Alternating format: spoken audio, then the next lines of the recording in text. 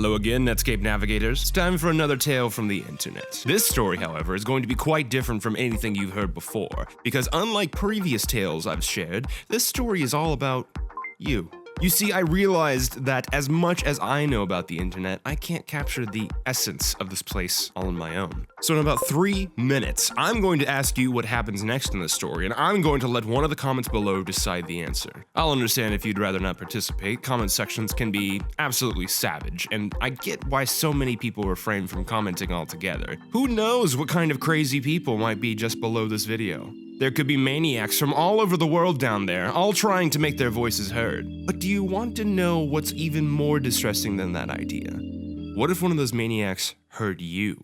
I'm sure you've been careful while traveling across the internet. Maybe you left a few comments in your lifetime, but you're not stupid. You know there are crazy people out there, and you're good at recognizing them.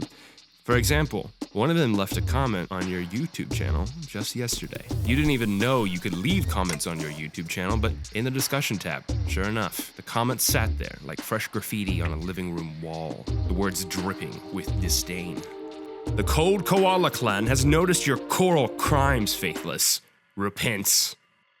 You have no idea what it means, but it definitely seems like one of those things you could just choose not to think about.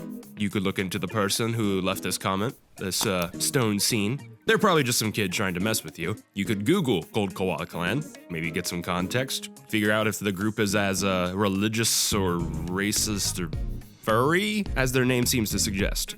Ultimately though, you do the smart thing. You decide to forget about the entire thing and just go to sleep.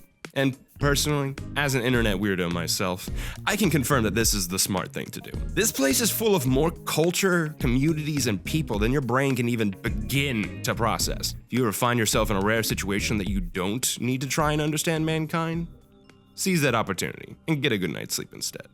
Unfortunately though, you are not in one of those situations. Because when you wake up the next day, you discover new comments. Your deeds have been noticed, Faithless. What say you to the crimes against the creatures? We saw your comment, Faithless. The koalas are about to pap down your throat. The cold ones cometh! 3 new comments from 3 new weirdos. And this is the part where the story gets scary. Not because some weird furries are harassing you, it's because this is the part of the story where I turn to the comments for advice.